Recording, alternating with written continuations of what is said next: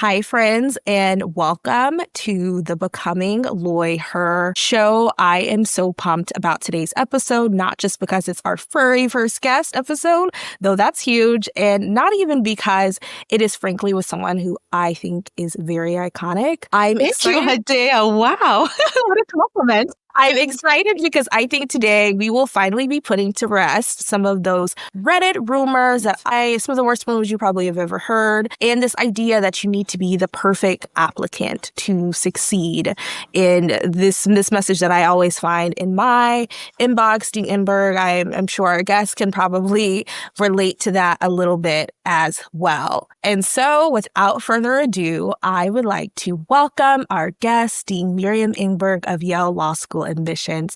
Dean Ingber, welcome and thank you for joining us. Thank you. It is an honor. I still remember your application from all those many years ago, and it was iconic. It was fabulous. So it is really unbelievable. It makes me feel both old and hopeful that you are doing this. So I am thrilled to be here. And you know I love to bust a myth. So this is a special pleasure. Yeah, that is so special for you to say this. And I also, I don't even know if I probably have shared this with you before, but before I started applying to law school in 2020, I was an avid listener of you and Dean Jobson's podcast, which is a non-shameless plug for everyone to 110% go check it out. During the COVID era, when we were all trying to find the meaning to life outdoors, I would listen to every single episode every week on my little bike ride during the sunset to get my mind right when I was applying to law school. And it truly felt like a black box was being unveiled. So insanely full circle moment to be joining here today. And I'm excited to jump into everything. I can't wait. Let's get started. Amazing. So as you all know, this episode is about myth busting. If there is ever a profession or an aspiring profession of folks trying to join something, I think the legal profession is probably at the top of the list when it comes to rumors about what is the secret, what's the secret sauce, how do you do it, what makes an applicant successful. And so I'm excited for us to jump into that. And we're going to start off with what I think is probably a fairly common question that you get all the time. And that is, do you really need to score in the 170s and have a 3.8 GPA and above to get into a top law school? That is, as you said, a very common and I think a really good question. I think it's important to think about why are we looking at your transcripts and why are we looking at your test score in the first place? So one of the things that I think all law schools are looking for is people they think are going to be successful students. And there is a lot of data in the application as a whole that will help us figure out who you are as a student. So the testing history is one data point on that. We don't just look at the top score. I'll look at the whole testing history. The GPA is actually the much more complicated piece of it because GPAs, like not all those are made the same. Not all 3.3s are made the same. It depends on when you went to school, where you went to school, what you majored in, what trends there were, if any, in the transcripts. So transcripts are actually really complicated, but all of that is going to answer the question, will this person be a successful student at the school that I'm working for? And there's lots of other data that goes to that too. We'll look at your essays and how you are as a writer. We'll read the recommendation letters and kind of see what they say about you. So all of those things are other data points, and all of them are just to answer that one question. So the answer is sometimes, yes, you can get into a school with a lower test score if we don't think it's reflective of your academic abilities. Tons of people will get in with quote unquote below median GPAs because that median is a constructed artifact based on who we admit. It's not, for us at least, a target or something we're trying to get to. Right. And I will never forget you always saying that a school like Yale could admit everyone who had a 4.0 and 180 and fill up the entire class. But you guys routinely don't do that. Yes. I was just talking to someone this morning because our kids are getting to that applying to college stage. And she was saying, oh my gosh, this person didn't get into college with these crazy numbers. And I was like, it's the same with law school. There's things that we're looking for in addition to academic ability. I think we'll touch on those later that are equally as important. And so it's necessary for us to think you'll be successful. The numbers are not the only data point. And there's other things too that matter just as much. Completely understand that. And I hear that, and that makes total sense to me. But I know that there are still probably some skeptics skeptics out there who are just looking at these medians or doing the God forbidden thing and trying to get like a percentage of their chance of getting into said school.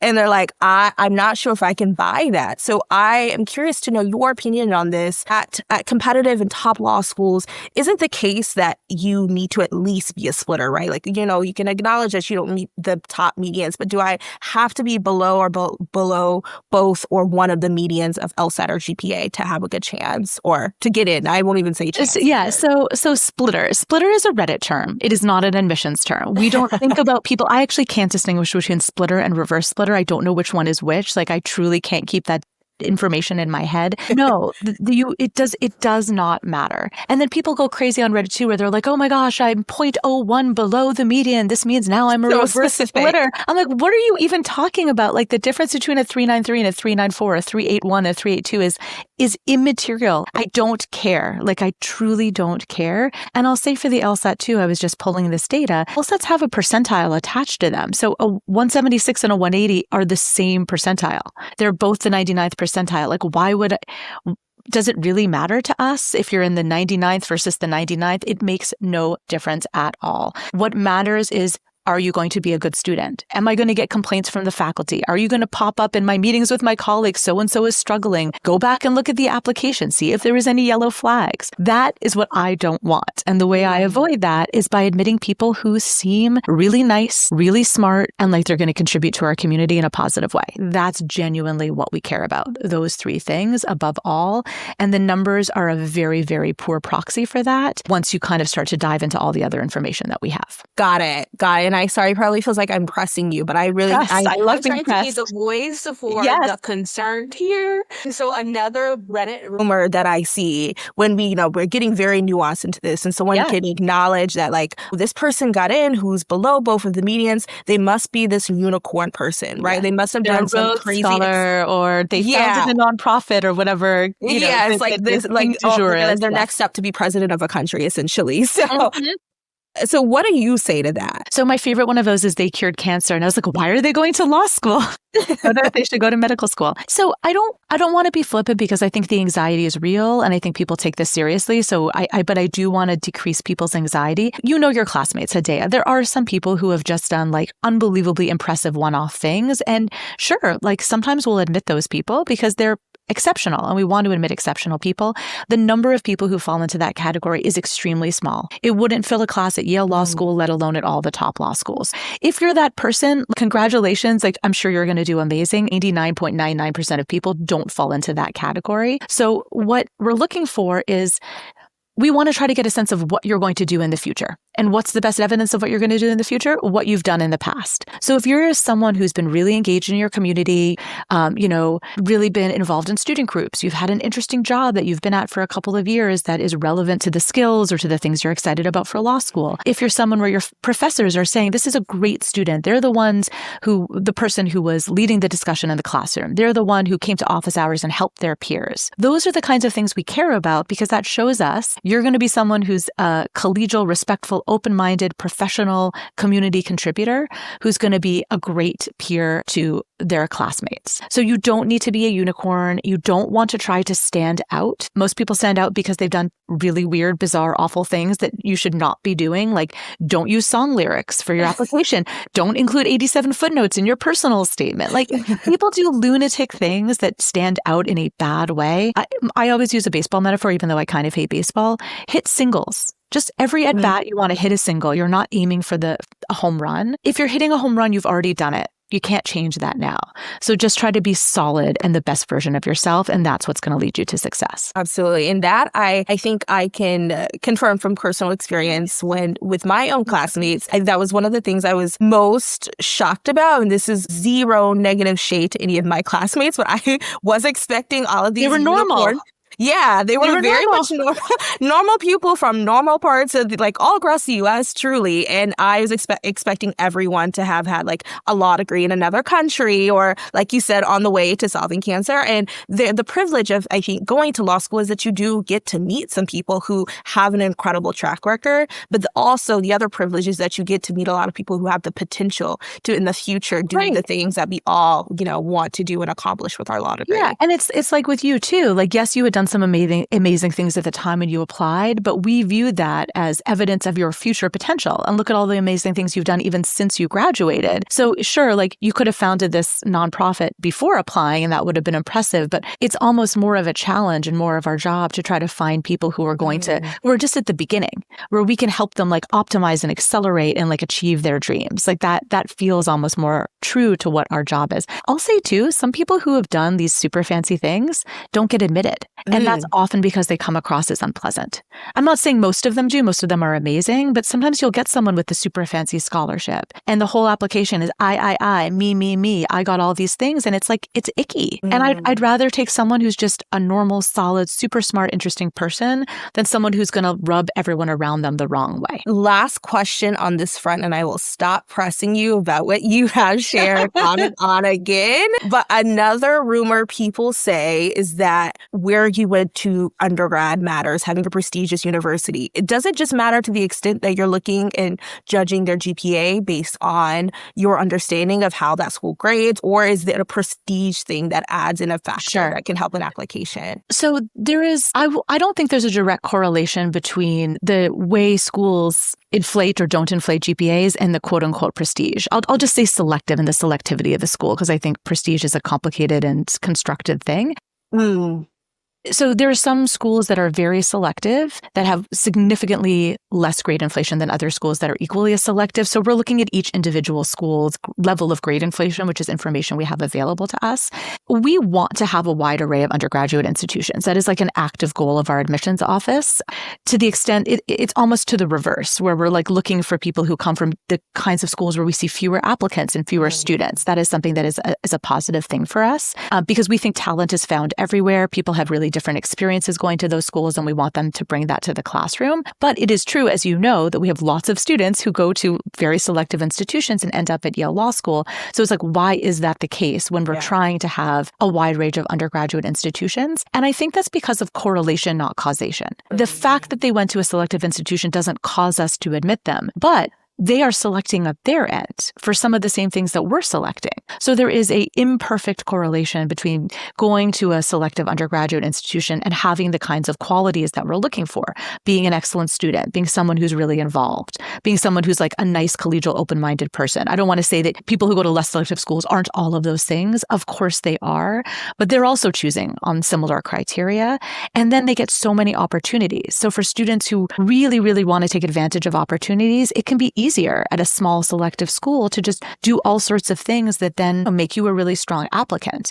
I think you have to work harder if you're coming from a really big, less selective institution to get those opportunities. And I don't think there's no value judgment there. I think that the students who have excelled at the really big, especially public institutions, it's almost more impressive because they have had to really fight and work much harder to have those opportunities given to them. And so that's something when we see it, we really, really, really like to see.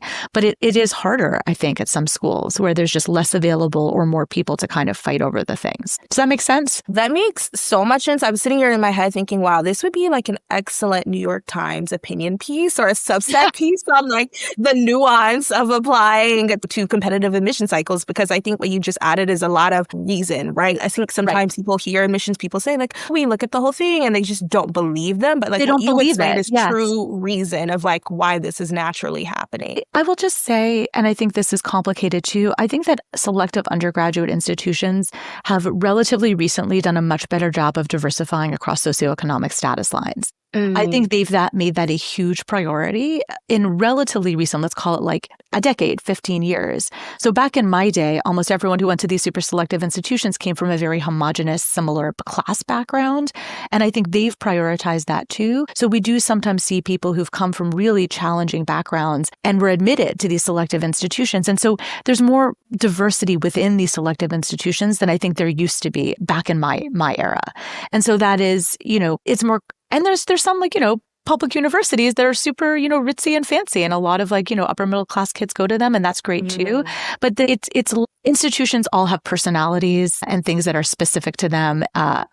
And it's not so easy to parse from the outside that all universities in this category are like this. I think it's actually more complicated than that. For sure. For sure. Well, now I'd like us to talk about something that might be a little bit more emotionally triggering part of the application process, which is the LSAT. Know the woes. Dun, dun, dun, dun.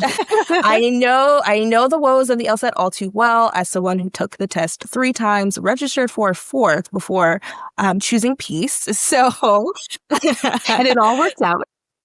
And it all worked out, exactly. And so there are just so many myths floating around out there about how your score is viewed, which you already debunked some of them, but I want to get a little bit more specific. So one question that I hear from people all the time is about retaking the test and how that's viewed. So is having huge jumps in your LSAT score, either like a jump in the positive direction or a decrease in score, is that viewed negatively? So I want to be clear that I'm speaking for Yale, the way that we view this, because I do think there is some variety and you should always follow individual schools' instructions. So we're part of like the legal educational industrial complex. That's kind of the way I think about it. It feels extremely hypocritical and unfair to me as a member of this, complex to put weight on a test score and then penalize people because they're trying to get the best possible test score. That just feels fundamentally unfair and wrong to me. So we view it as a positive thing. If you are retaking the test and your score is going up and you're doing better, we view that as a sign that you are willing to work hard. You bet on yourself, you saw that you could do better and you were trying again. Sometimes if someone has like a fine but not amazing score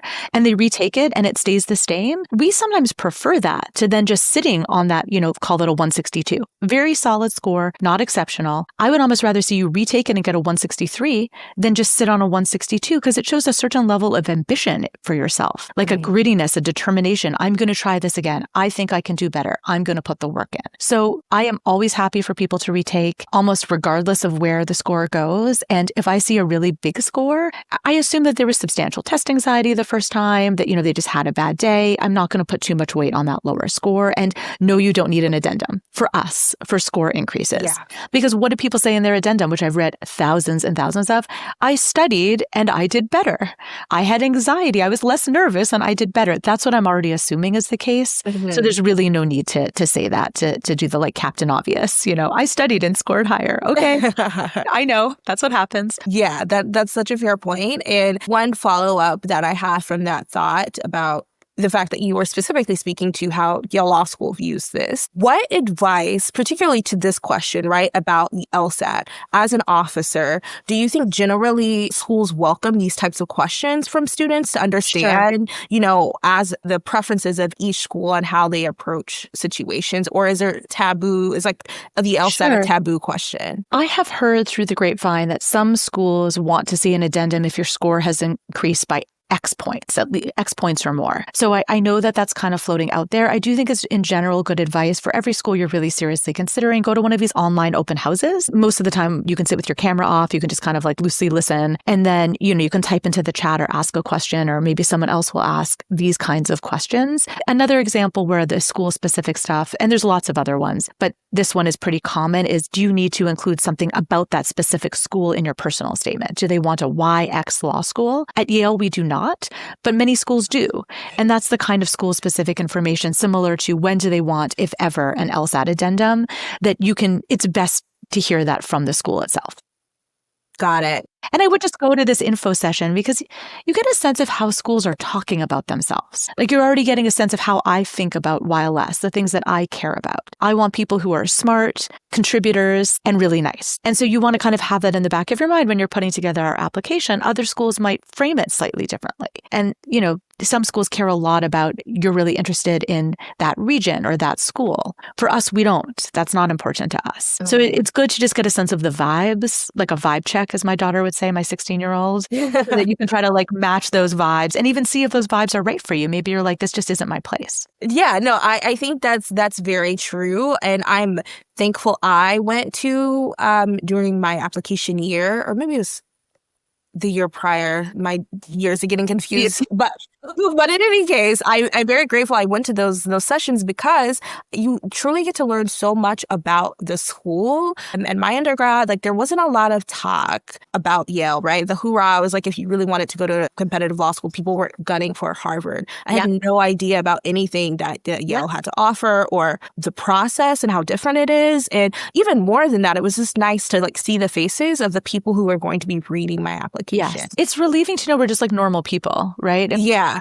And that we like our jobs and we like each other and we like our students. Like, it's just nice to know that there's a human element to it. I know we don't use AI to evaluate applications. I'm just putting that out there. It really is just us. And I do think that I hope that reduces the stress. That's one of our big goals, is to humanize the whole thing and to be welcoming to people, because I think we struggle with a self-selecting out. A lot of people are like, oh, like I'm never going to get into Yale. My numbers are below the medians. And I think it's really important for me to say very clearly, like, we want you to apply. You know, you will never get in if you don't apply, and like give us the chance to admit you. I couldn't have summarized that better myself as someone who initially felt that way and was like, you know what, I deserve to have a fighting shot, and I believe more of myself than what my numbers say.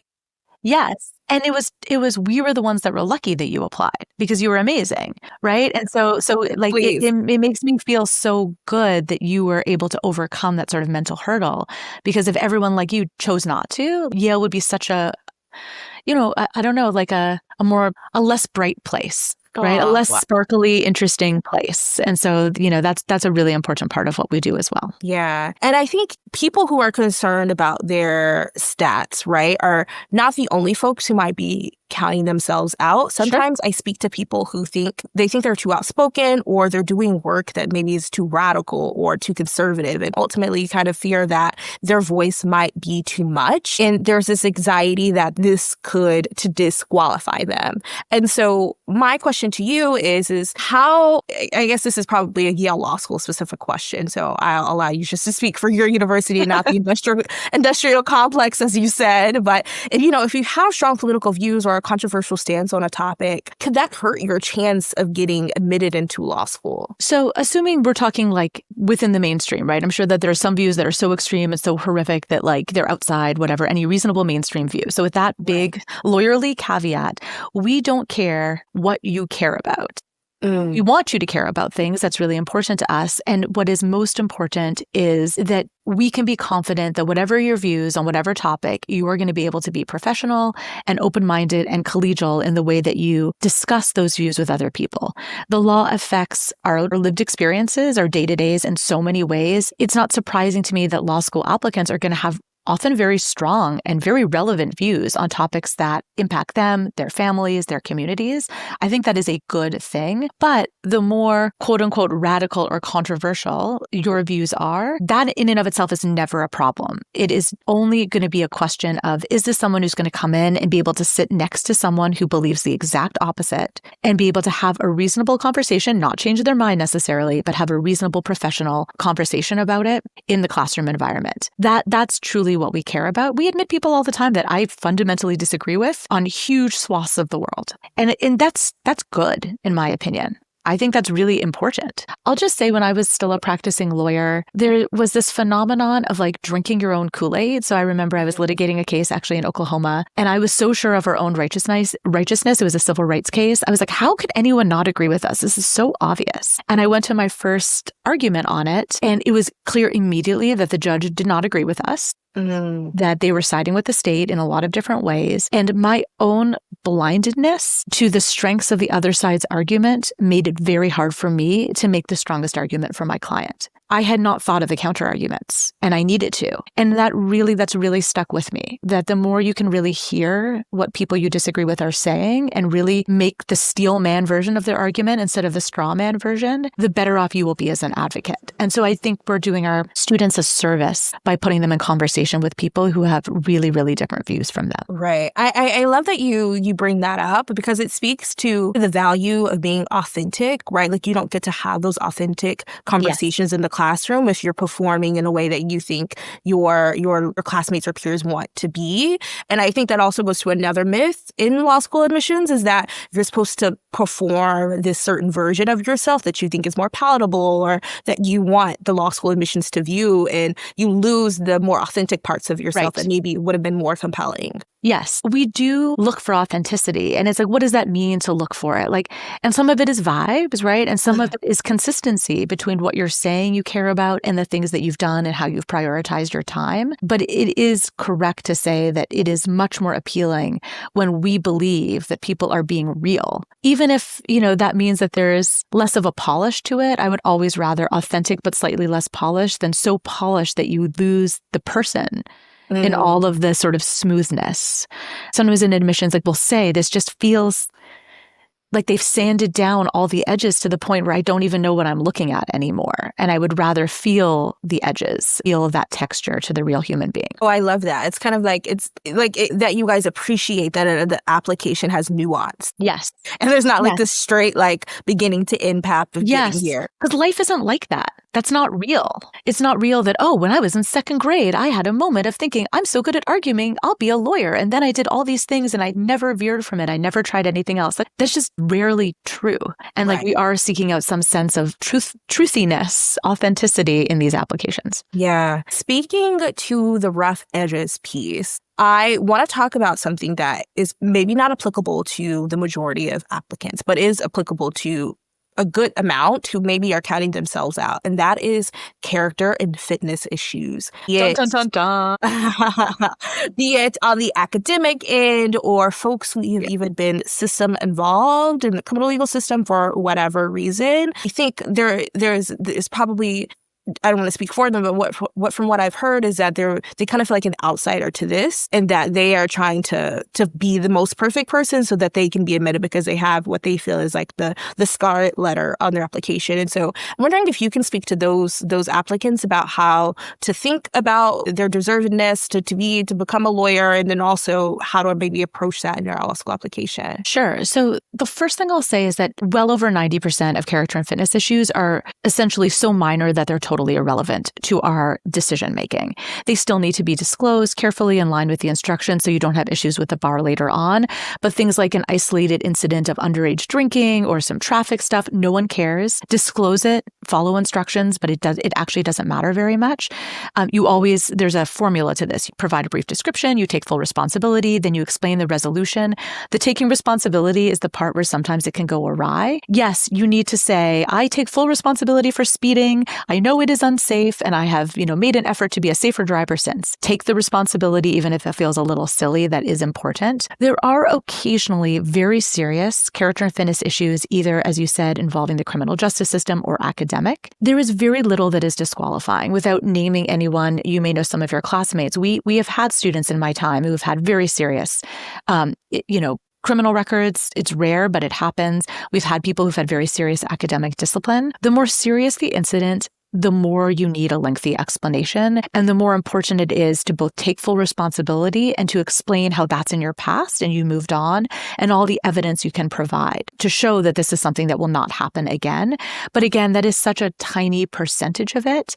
But I do know that, every year or so, there is someone who is admitted to a very top law school with, for example, a very substantial, has been convicted of something very serious. And that's because of the way that they've approached it, and they've given confidence that they are rehabilitated and that's in their past. And that's an important voice to have in the classroom as well. Someone who has personal experience with the systems that we're talking about in the abstract. Absolutely. Absolutely. And this is another non-shameless plug for the Access to Law School at Yale that has a lot of resources specifically for people who have criminal legal convictions. This is a clinic that operates in New Haven and helps New Haven residents apply to law schools, but they share resources on their website, in particular for folks who have a criminal record and want to go to law school, and share a lot of different resources on how to best approach that. So I will include a link in the show notes, but wanted to plug that. That would be great. I will just say, if you're in that situation, I think it's important to make sure that you are confident you can be admitted to the bar in the state in which you practice. And so sometimes this can get really, really complicated depending on the seriousness of the issue. So sometimes it does make sense to get a lawyer and to really get some really good advice on that. But from an admissions standpoint alone, very little is inherently disqualifying. other than failing to take responsibility, even if it's just for something minor. That is something that is more of a problem almost than the underlying issue at that point. For sure. Almost relatedly, I kind of sat with this question myself when I was applying, this is probably one of the issues I talk to with most from applicants, is about picking the topics, plural, that you talk about within your application, especially ones that come with a great deal of sensitivity or trauma. For example, overcoming poverty, instability, sexual assault, a lot of deep things that inspire people to want to become lawyers, and so they feel compelled to talk about in their law school application, but they're not necessarily sure how to approach it, either because they're going to assume that the admissions folks are going to think they're trauma dumping, or it's just not relevant, or they're going to be judged in some sort of negative way. And so how do you recommend students tell their stories authentically without feeling like they are putting themselves at risk, so to speak? And can you share any examples? Sure. Yeah. So this was the question that you sent me, these questions in advance, that I struggled with the most, actually, because I think it's really, really important, but also really complicated. So maybe I'll start by saying that this can fall almost into two categories. I think there's some people who don't want to touch on trauma at all, but they feel compelled to almost sell out their trauma, right? Or use their trauma. I want to say to those folks who would prefer not to, they're like, I just want to be a tax lawyer. Like, do I really need to talk about my, all of these hard things that really hard things that happen to me? It's just not connected to law school. You are never obligated to use your trauma unless you feel like you want to. So don't feel like you must. But then on the other hand, you have people who really, it is a primary motivator for why they're going to law school, and then they struggle with the how. You should never feel like there's things you can't share, that they're off limits, that we can't handle, or that we're going to judge you negatively on. So I think you first have to kind of figure out which of those camps you fall into. If you fall into the latter camp, and this is something that you really want to talk about, I think I'll talk about the personal statement first, because that's sort of the core essay. The personal statement is really your why law school piece. And so you should be talking about these challenging experiences you've had in your personal statement if they connect to your motivation for law school. And some common ones are you or your family, immigrated or were involved with the immigration system. Maybe someone is undocumented, or there's a mixed status family and you want to work with immigrants, or, your parents were migrant farm workers and you're really interested in labor issues. Clearly, your personal, very difficult experiences have motivated you. We've had people who have had close family members who struggled with addiction. And they're really interested in health policy. So that's something, or people have had really horrible experiences with the healthcare system, and that's led them to an interest in health policy. Some people have been in the foster care system. That's driven them to work with children or to be doing family law. So there's all sorts of ways in which you can very clearly connect your personal experiences to your legal interests. What I would say is don't miss the middle step, which is what have you done that shows that this is an issue that has motivated you beyond theoretically. So did you take classes? Did you write papers on this? Did you do some volunteer work? Did you mentor people who are similarly situated to you? And that's connecting the past to the present to the future in a way that can make a really, really, really compelling personal statement. So let's say you're the tax lawyer. You do have these background experiences. They're not at all connected, though, to why you want to go to law school. You're just super juiced about tax, but you do want to share it. So then how do you do it then? Right. And that's where you would look at the supplemental essays and look at the prompts for those. And don't just jam it in there. Don't just write a quote unquote standard diversity statement and then just kind of whatever the prompt, just kind of submit it. That is not going to work. You want to find a way where there's a prompt that talks about, we have 4 optional essay prompts. And they talk about community contribution, grit, determination, and resilience, achievement and leadership, and open-mindedness and changing your mind. There are multiple prompts there that you might say, you know what, I could write about achievement and talk about how my biggest achievement was founding a mentoring program for other kids in foster care because I grew up in the foster care system. So find a way to share those experiences that is responsive to one of those supplemental essays without just jamming it in a way that doesn't quite fit. So I would say those are the 2 best ways, depending on whether it served as motivation for you, that you can get it into the application in a way that's going to really resonate with the readers, but also give yourself the grace and the space to say, I don't want to talk about this at all. That's not who I feel like I am or how I want to represent myself. And have confidence that you can still be admitted to law school without sharing in a way that makes you uncomfortable. Amazing. Yeah. I think really what I hear from that and what I tried to apply when I was going through the law school application process is that doing this, when you're doing it thoughtfully and strategically, will require you to really question and then question again and then question again your why law. And I think it can be really helpful to be clear on that about what is your through line that drives you in what makes you the way that you are, and really like spending a lot of deep time brainstorming and having conversations with people and really just, reflecting before jumping into the actual application prompts will help you get to that deeper answer that I think you're talking about. I agree 1,000,000% on that. And I'll say, so we, in addition to Access to Law School, which is an amazing pipeline program that you've already referenced, the admissions office runs, I'm going to shout out, this is like my self shout out to the Launchpad Scholars program, absolutely. Which is also an amazing pipeline program. This is like the more the merrier kind of situation. And what we found, because now I'm working with applicants too in a way that I never used to before, is that brainstorming, that self-reflection of like the why is you cannot apply successfully without knowing the answer to that question. And that it doesn't have to be like a cliche, oh, I come from an immigrant background, therefore I must say it's immigration. Like we have some folks who've come from, all of the people in the pipeline program have faced some headwinds and some significant challenges in their lives. Some of them are like, I want to go be a corporate lawyer. I'm really fascinated by transactional law.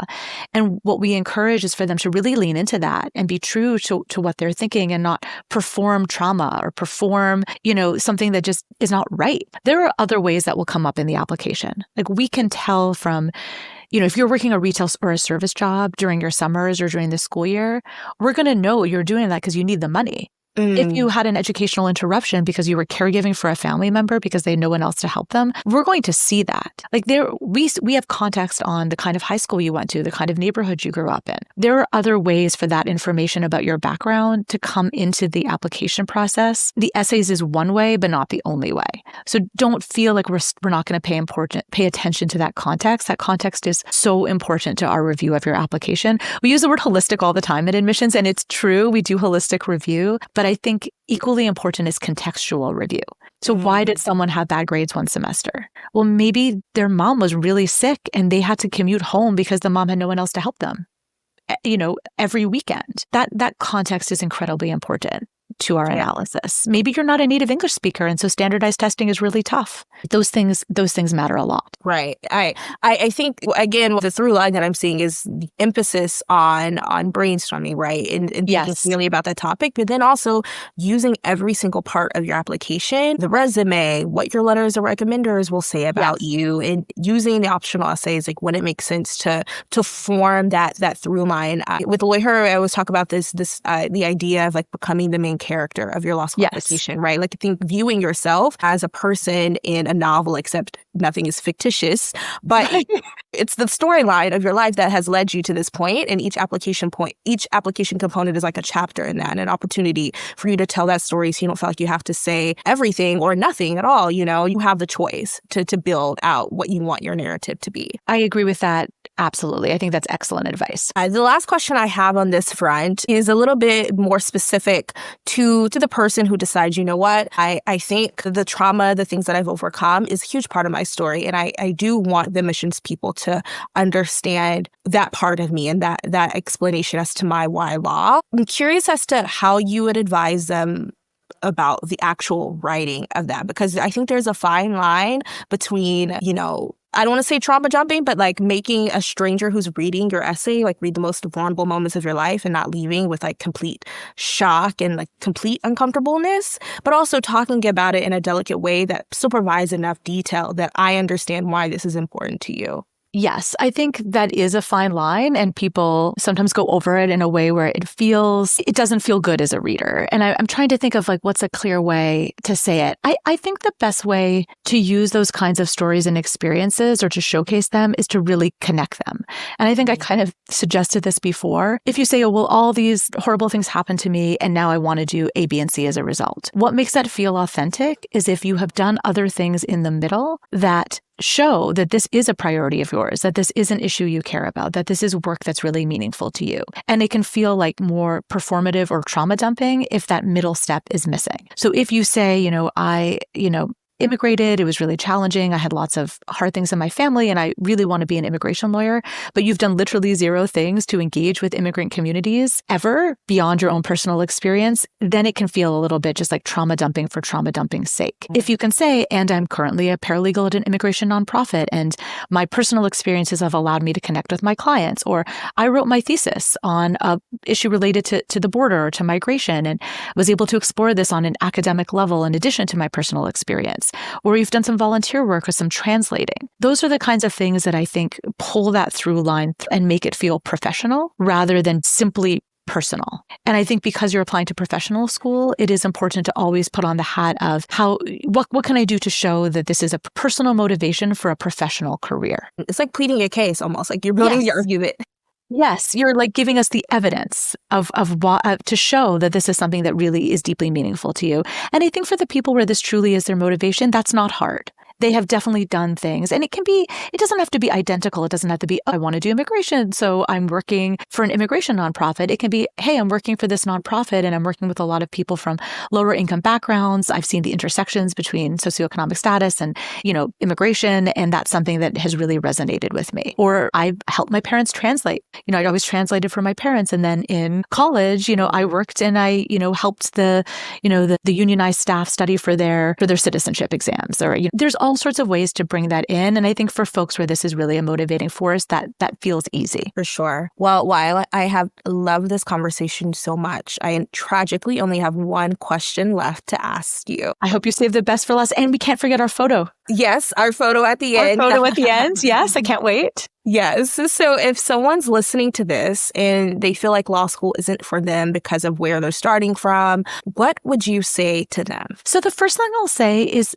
it depends why you feel that way. If you feel that way because you're just not sure, you're not sure of your why, you have an inkling of it, but it's still pretty vague to you, or you're getting pressure from your family or from your peers to go to law school, it is totally fine to just sit tight and wait. Always give yourself the space to be really sure. Law school is expensive. It is a suck of time and money, and it is a career. So you don't have to be a lawyer, but it is going to train you to be a lawyer. Feel really confident in your decision. And when you know that you're ready, you'll know that you're ready. And law school is not going anywhere. You can take that extra year. It's fine. As someone with parents, with my mom, who was really pushing me to apply straight from college, and I caved and I did.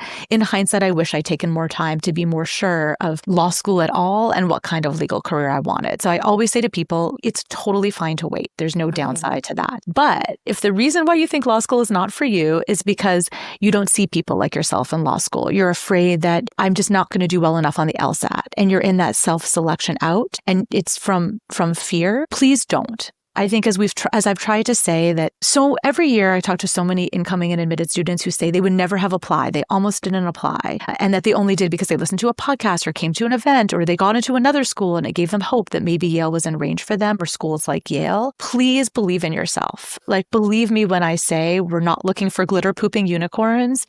We're looking for people who are going to be solid community contributors, who are going to bring the widest array of viewpoints and backgrounds and experiences to our community. So it is our loss if you don't apply. And so I urge you, I encourage you, I beg you, I say, like, please, please, please give us the chance to read your application. It is our honor. It is our privilege. That's what we're here for. And we really, really, really want to have the chance to figure out if you're going to be the right fit for our community. And not getting in doesn't mean it was a mistake to apply. There's so many amazing people we can't admit who go to other incredible law schools. So just don't underestimate yourself, bet on yourself, and apply to the schools that really feel like a good fit for you. And, do it smartly, apply to a range, the whole thing. Like, I don't want to say only apply to the top school, apply across the board, but really have confidence that we will see your value, because I really think we will, and we do.